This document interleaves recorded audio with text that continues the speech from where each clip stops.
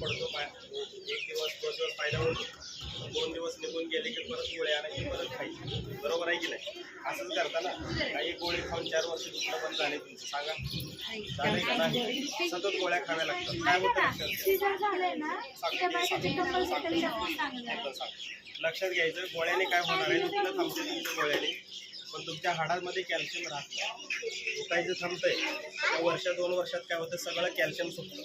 आता कॅल्शियम जर सुटलं तर डॉक्टरकडे 2-4 वर्षांनी तुम्ही गेला तर डॉक्टर पहिलं काय करतो? कॅल्शियम चेक करतो. तुमच्या हाडांमध्ये कॅल्शियम आहे का हे बघितलं जातं. पण तुमच्या हाडांमध्ये काही राहिलेलं नसतं. हाडांची झीज झालेली असते, गॅप पडलेला असतो, नसा दबलेल्या असतात, मणक्याच्या गाद्या सरकल्या, नसा चॉकआउट झाल्या.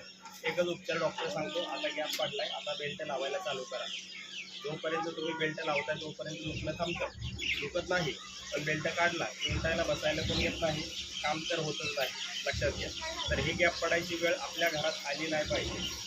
थोडंफार काही दुखत असेल, तुमचा गुडघा, कंबर, मान, मणका, टाचा, उठता बसता येत नाही, कटकट आवाज येतो, चमका निघतात, नसा दबल्या, मणक्यात मानेत गॅप पडलाय, बरोबर, एक पाय एक बाजू दुखत असेल, हातच उचलत नाही, कोणाचा पाय उचलत नाही, टाचचं हाड वाढलेलं आहे, सांध्याला सूज येते, हाताची पायांची बोटं वाकडे व्हायला लागले, चिकनगुनिया झालाय, सीझरमध्ये इंजेक्शन दिले, दुखतंय मणका, कंबर, आहे की नाही?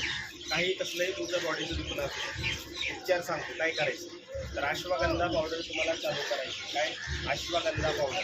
नाव लक्षात घ्या. अर्धा चमचा अश्वगंधा पावडर 1 कप गरम दुधामध्ये मिक्स करा आणि सकाळी उपाशी पोटी प्यायला चालू करा. काय घ्यायचं? अश्वगंधा पावडर अर्धा चमचा 1 कप गरम दुधात सकाळी उपाशी पोटी. संध्याकाळी काय घ्यायचं सांगतो? शेवग्याच्या पानांची पावडर घ्यायची. शेवग्याची पानं सगळ्यांना माहिती आहे, बरोबर? त्याची पावडर बनवायची. नसेल बनवायची तर मेडिकलला उपलब्ध आहे, ठीक आहे? त्याच्यासोबत काय घ्यायचं? निर्गुंडी पावडर. नाव लक्षात